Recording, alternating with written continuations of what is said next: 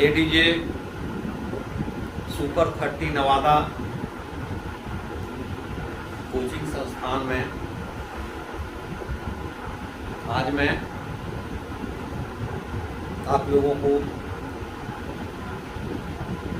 Environmental science पर्यावरण विज्ञान के बारे में पढ़ाऊंगा। पर्यावरण विज्ञान का एक टॉपिक पढ़ाऊंगा, ग्लोबल वार्मिंग, वैश्विक तापमान। इस धरती का तापमान समय समय ईयर बाय ईयर बढ़ता जा रहा है। यदि ये स्थिति रही तो इस धरती पर रहने वाले जीव जंतुओं के लिए काफी अनिष्ट साबित होगा।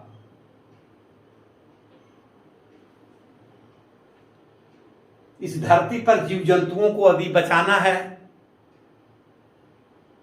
तो इस धरती के बढ़ते हुए तापमान को नियंत्रित करना होगा। आज इसी टॉपिक पर मैं आप लोगों को बताऊंगा, जिसका उपयोग हर क्षेत्र में है। इन्वायरमेंटल साइंस एक ऐसा विज्ञान है,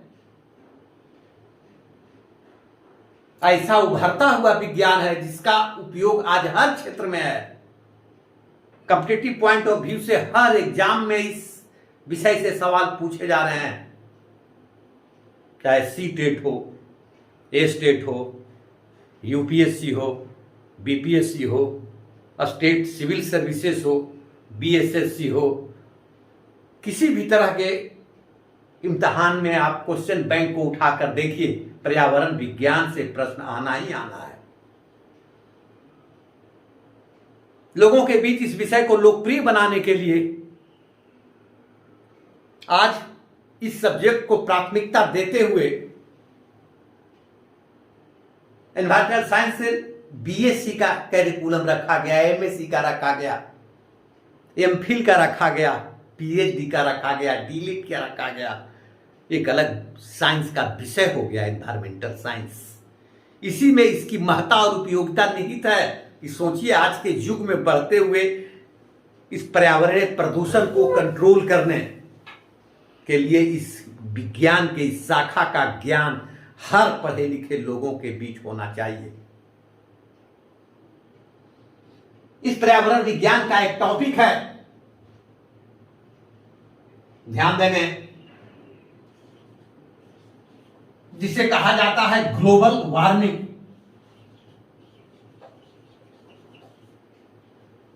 वैश्विक तापमान।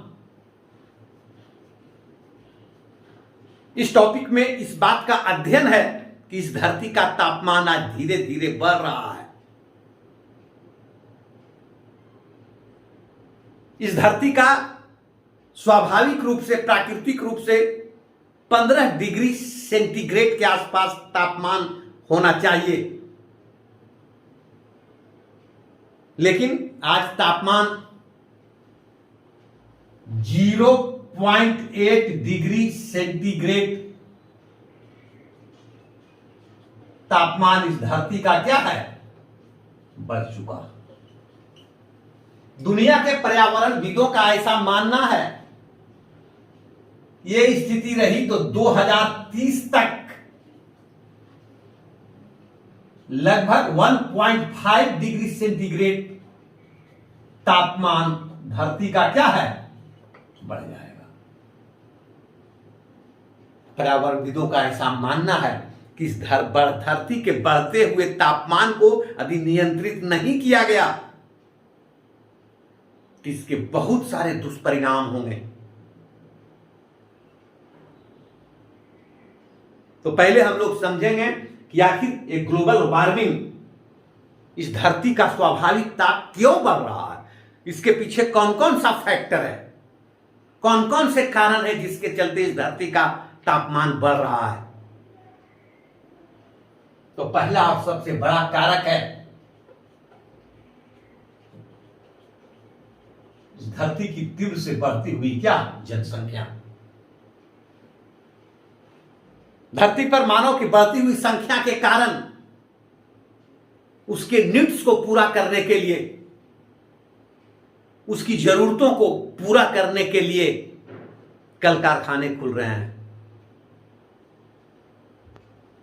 बड़े बड़े उद्योग धंधे लग रहे हैं, आवश्यकता से अधिक फॉसिल फ्यूल जल रहा है, मोटर गाड़ियां चल रही है, लोग घर मकान बनाने के लिए पेड़ पौधों को काट रहे हैं, अनावश्यक रूप से कार्बन का उत्सर्जन हो रहा है, सीएफसी का उत्सर्जन हो रहा है, सल्फर डाइऑक्साइड का उत्सर्जन हो रहा है, नाइट्रोजन के ऑक्साइड का उत्सर्जन हो रहा है, मीथेन का उत्सर्जन हो रहा है, जलवाष्प का उत्सर्जन हो रहा है।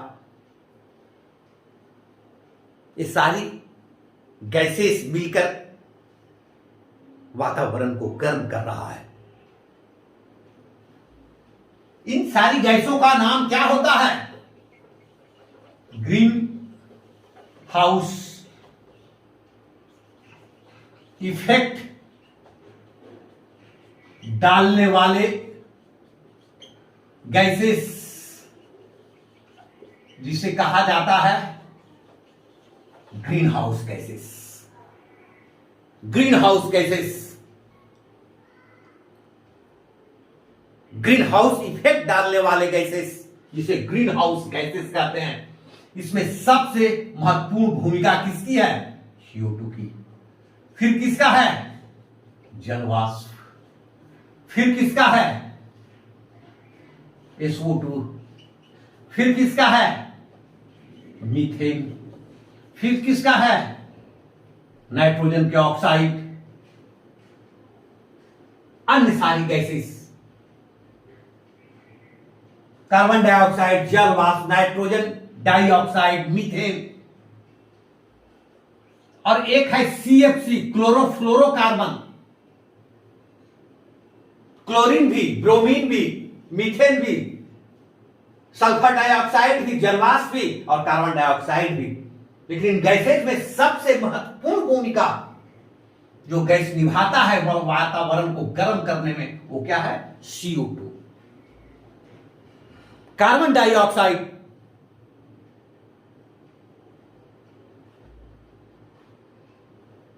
जैसे जैसे वायुमंडल में बढ़ रहा है, वैसे वैसे इस धरती का तापमान स्वाभाविक रूप से क्या है? बढ़ रहा है। तीव्र से बढ़ती हुई जनसंख्या, दूसरे फैक्टर्स को देखिए आप, फॉसिल फ्यूल का जलना,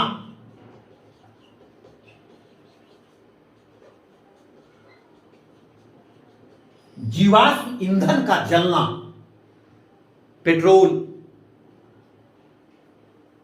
कोयला, प्राकृतिक गैस, लकड़ी और अन्य सारे कार्बनिक पदार्थ को जलाने से वायुमंडल में CO2 गैस की वृद्धि होती है। और CO2 में एक नेचर होता है कि सौर विकिरण के रूप में सूर्य के ताप को धरती तक आने तो देता है,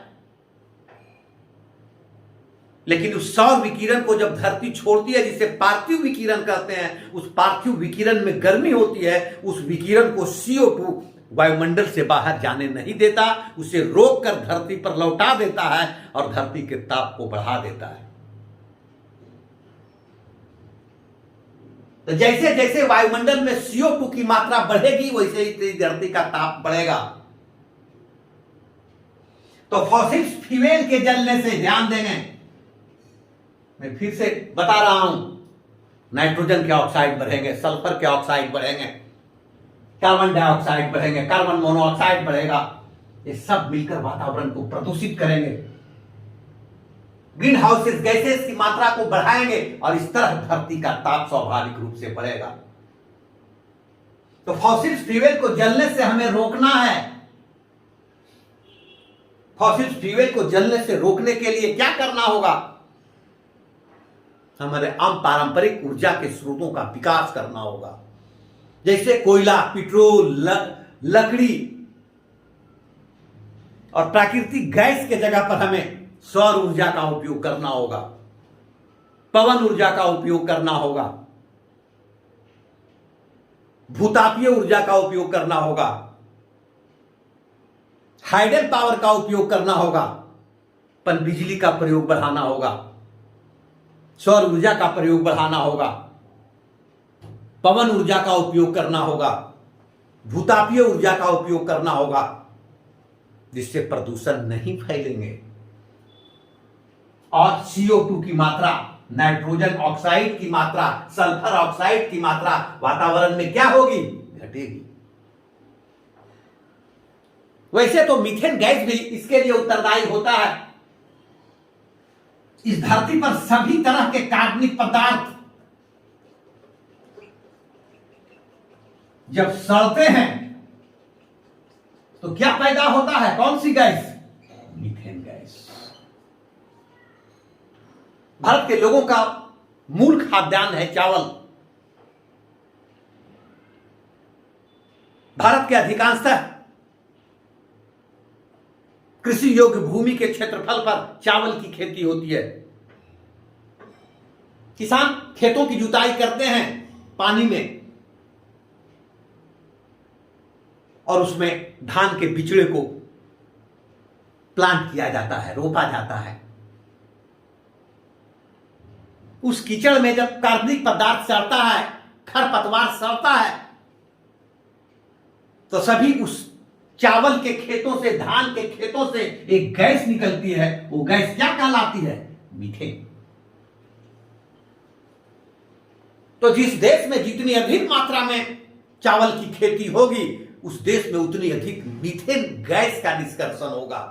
और मीथेन गैस भी एक कैसा गैस है? ग्रीन हाउस गैस, जो इस धरती के ताप को बढ़ा रहा है। IPCC ने पेरिस में हुए जलवायु सम्मेलन में दुनिया के पर्यावरणविदों ने सर्वे कर बताया है कि आज पूरे विश्व में सबसे अधिक कार्बन का निष्कर्षण करने वाला देश कौन बन गया? चाइना। दूसरा पर कौन है? USA। तीसरा पर आ गया अपना देश इंडिया। आज कार्बन का सर्वाधिक उत्सर्जन करने वाला विश्व का पहला देश चीन है, जो अमेरिका से दोगुना निष्कर्षण कर रहा है कार्बन का, वातावरण को प्रदूषित कर रहा है। दूसरा देश है USA और तीसरा देश है Bharat. IPCC inter governmental panel on climate change इस बात का ऐलान किया है कि धरती के इस बढ़ते हुए तापमान को कम करने, कंट्रोल करने, नियंत्रित करने के लिए ये जवाबदेही किसी के कंधों पर है तो पहले मानव है। क्योंकि मानव ही एक ऐसा जीव है जिसने अपनी एक्टिविटियों से इस तापमान को बढ़ने में सहयोग किया है। इसलिए मानव का ही दायित्व है कि वो अपने कर्तव्यों से, अपने कार्यों से इस धरती के बढ़ते हुए तापमान को कम करने की कोशिश करे। इसके लिए सबसे पहले मैंने पहले बताया आपको कि फॉसिल फ्यूल को जलने से रोकना होगा और इसके जगह पर अपारंपरिक ऊर्जा के स्रोत का विकास करना होगा। दूसरा, जंगल को कटने से रोकना होगा और अधिक से अधिक भूभाग में हरे पेड़ पौधे लगाना होगा। कल कारखानों से के चिमनियों से निकलने वाले जहरीले धुएं और गैसेस को नियंत्रित करने के लिए उसमें आधुनिक तकनीक से बने फिल्टर को लगाना होगा। ऐसे वाहनों का उपयोग बढ़ाना होगा जिससे कम से कम प्रदूषण फैले। चावल की खेती के लिए चावल के ऐसे यील्डों का विकास करना होगा जो सूखी भूमि में पैदा हो, क्योंकि जल के साथ जब धान का बिचड़ा बोया जाता है तब कार्बनिक पदार्थ सड़ते हैं और तब मीथेन गैस बनता है। यदि चावल की खेती सूखे खेतों में की जाए तो ऐसे खेतों से मीथेन गैस का निष्कर्षण नहीं होगा। अंतर्राष्ट्रीय पर्यावरण दिवस के अवसर भी इस बात को फिर से दोहराया गया कि दुनिया में बढ़ते हुए दुनिया में बढ़ते हुए वैश्विक ताप को नियंत्रित करने के लिए अंतर्राष्ट्रीय स्तर पर बराबर सम्मेलन गोष्ठियां करने की जरूरत है, सेमिनार करने की जरूरत है, लोगों को जागरूक करने की जरूरत है। और ये दायित्व मानव के कंधों पर है और मानव अपने दायित्व को ईमानदारी पूर्वक निभाए ताकि इस धरती के बढ़ते हुए तापमान को नियंत्रित किया जाए। धरती के इस बढ़ते ताप को नियंत्रित करने के लिए मानव के कंधों पर एक दायित्व और है कि मानव अपने एक्टिविटियों से, मानव अपने लग्जरी लाइफ, जैसे हम रेफ्रिजरेटर का प्रयोग करते हैं, जैसे हम एसी का प्रयोग करते हैं, जैसे हम स्प्रे पेंटिंग का प्रयोग करते हैं, इन सारे उद्योगों से, इन सारी चीजों से कौन सा गैस निकलता है? सीएफसी। रेफ्रिजरेटर से सीएफसी, एयर कंडीशनर से सीएफसी, स्प्रे पेंटिंग उद्योगों से सीएफसी, क्लोरोफ्लोरोकार्बन। और क्लोरोफ्लोरोकार्बन वो रसायन है जो वायुमंडल के ओजोन परत का क्या करता है? नाश करता। वायुमंडल के समताप मंडल के ऊपरी भागों में पाए जाने वाले ओजोन के लेयर का नाश करता है, क्षय करता है सीएफसी। इसका उदाहरण देखा गया कि अंटार्कटिका महाद्वीप के ऊपर ओजोन के लेयर में छिद्र हो गए और उस छिद्र से होकर अल्ट्रावायलेट किरणें धरती तक पहुंच रही है। ओजोन का लेयर धरती के लिए सुरक्षा कवच का काम करता है और अल्ट्रावायलेट किरणें जो सूरज की किरणों में होता है उसे सोख लेता है। लेकिन सीएफसी अब ओजोन परत का नाश कर रहा है और ओजोन परत के छिद्र से होकर अल्ट्रावायलेट किरणें, कौन सी किरणें? अल्ट्रावायलेट किरणें धरती पर पहुंच रही है और धरती की स्वाभाविक ताप को क्या कर रही है? बढ़ा रही है। ग्लोबल वार्मिंग के लिए ओजोन लेयर में छिद्र का होना, और ये छिद्र सीएफसी के चलते हो रहा है और सीएफसी का अत्यधिक निष्कर्षण हम लोग कर रहे हैं एसी चलाकर, इस रेफ्रिजरेटर का उपयोग करके, स्प्रे पेंटिंग के उद्योगों से। और ओजोन के परत में सीएफसी जाकर डैमेज कर रहा है और अल्ट्रावायलेट किरणों को धरती पर पहुंचा रहा है। अल्ट्रावायलेट किरणों को धरती पर आने से यदि रोकना है तो सीएफसी के निष्कर्षण को घटाना होगा। हम लोग अपनी आदतों को सुधारना होगा। एसी का प्रयोग हटाना होगा, कूलर का प्रयोग घटाना होगा, खासकर रेफ्रिजरेटर का उपयोग कम करना होगा, स्प्रे पेंटिंग को उद्योग को बंद करना होगा ताकि सीएफसी का निष्कर्षण नहीं हो और ओजोन जैसे लेयर में छिद्र नहीं हो, ताकि वो हमारे धरती के लिए रक्षा कवच का काम करे और सूरज की किरणों में पाए जाने वाली अल्ट्रावायलेट किरणों को सोख ले ताकि धरती पर स्वाभाविक ताप नहीं बढ़े। इस धरती पर बढ़ते हुए स्वाभाविक ताप का दुष्परिणाम रह कर देखने को मिल रहा है। प्रकृति सूचना दे रही है, प्रकृति बार बार कह रही है कि हमारे साथ किया गया छेड़छाड़ मानव के लिए कदापि लाभदायक नहीं होगा। मानव जितने हमारे साथ छेड़छाड़ करेंगे उतना ही हम उसका नुकसान करेंगे। प्रकृति बार बार इस बात की सूचना दे रही है। आप देखिए, पहाड़ों पर बाढ़ आ रहा है, जहां बाढ़ आना चाहिए वहां सूखा पड़ रहा है, घंटे में लैंडस्लाइड हो रहे हैं, भयानक से भयानक चक्रवात आ रहा है, बेमौसम बरसात हो रही है, बरसात में सूखा पड़ रहा है और सूखा में बरसात हो रही है। जब बाढ़ नहीं आना चाहिए बाढ़ आ रही है, जहां बाढ़ आना चाहिए वहां सूखा पड़ रही है। देखिए प्रकृति की कैसी विडंबना, आखिर क्यों हो रही है ऐसा? प्रकृति क्यों चेंज कर रही है? इसलिए कि हम लोग उसके साथ छेड़छाड़ कर रहे हैं। प्रकृति के द्वारा बनाए गए संतुलन को हम बिगाड़ रहे हैं। डाइऑक्साइड की जितनी मात्रा को फिक्स किया था, ऑक्सीजन की जितनी मात्रा को फिक्स किया था, उसके मात्रा को हम अपने भौतिक और क्षणिक लाभ के लिए बिगाड़ रहे हैं। ऑक्सीजन को घटा रहे हैं, सीएफसी को बढ़ा रहे हैं, CO2 को बढ़ा रहे हैं। दुष्परिणाम सामने है, हम भुगत रहे हैं। मानव में भी विभिन्न तरह के रोग हो रहे हैं।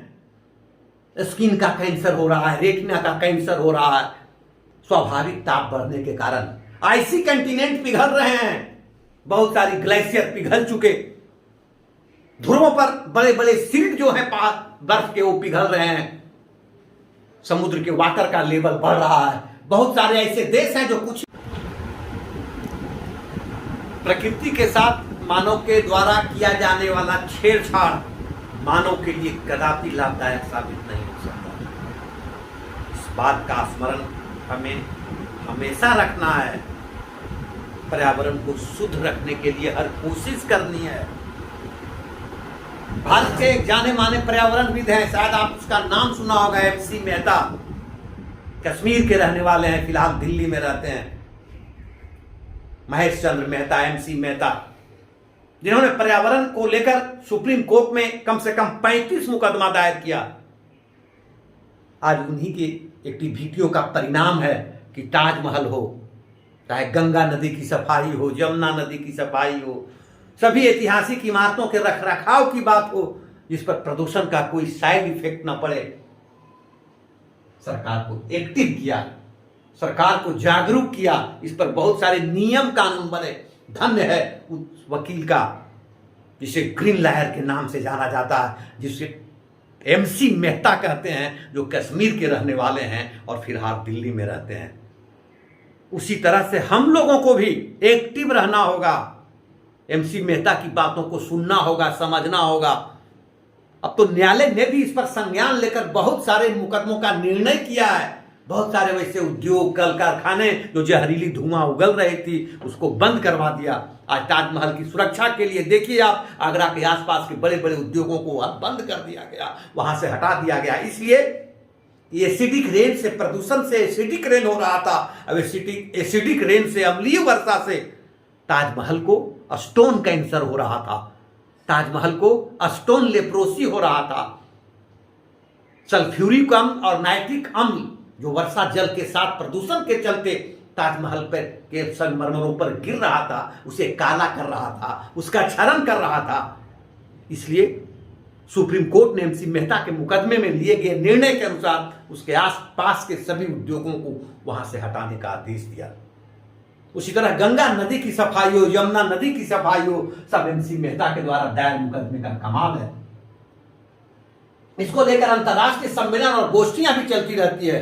एक है IPCC, inter governmental panel on climate change, तथा जानते ही हैं आप, पृथ्वी सम्मेलन हुआ रियो डी जेनेरियो में, हाल ही में पेरिस में हुआ जलवायु परिवर्तन सम्मेलन, जिसमें बार बार सदस्य राष्ट्रों को, UNO के सदस्य राष्ट्रों को कहा जा रहा है कि आप कार्बन के उत्सर्जन को घटाइए, आप CFC के उत्सर्जन को घटाइए, या पर्यावरण में बढ़ रहे प्रदूषण को कम करने के लिए हर कदम उठाइए, ताकि धरती पर बढ़ते हुए वैश्विक तापमान को कम से कम किया जाए, जो जीव जंतु और खासकर मानव के लिए है ना काफी नुकसानदायक साबित हो सकता है। उस पर नियंत्रण लगाने की बहुत जरूरत है। धन्यवाद। आज का क्लास यहीं स्टॉप करते हैं और आप लोगों से एक निवेदन करते हैं कि जो भी इस वीडियो को देखेंगे या देखते हैं वो कृपया लाइक करें, सब्सक्राइब करें और बेल बॉटम को भी दबाएं। वैसे स्टूडेंट जो पार्ट टाइम जॉब करते हैं, चाहे वो प्राइवेट जॉब हो या सरकारी जॉब हो, और उन्हें पढ़ने की इच्छा है, तो उनके लिए हम शाम में एक स्पेशल बैच दे रहे हैं। आप आकर आनंद जी से संपर्क कीजिए, ADJ super 30 Nawada, Rajendra Nagar. Timing बताएंगे, फीस बताएंगे। और शाम में बहुत लोगों का डिमांड था कि हम लोग ऑफिस चले जाते हैं, जॉब में हैं, समय नहीं मिलता है सुबह में, तो वैसे लोग शाम में आइए। हम आप लोगों के लिए सोशल साइंसेस का एक नया बैच शुरू करेंगे। उसका उपयोग आप BPSC PT के लिए कीजिए, मेंस के लिए कीजिए, CTET के लिए कीजिए, STET के लिए कीजिए, दरोगा के लिए कीजिए, सिपाही के, जहां भी उसका प्रयोग करना है वहां आप कीजिए, है ना। इन्हीं शब्दों के साथ मैं आज क्लास स्टॉप करता हूं। धन्यवाद।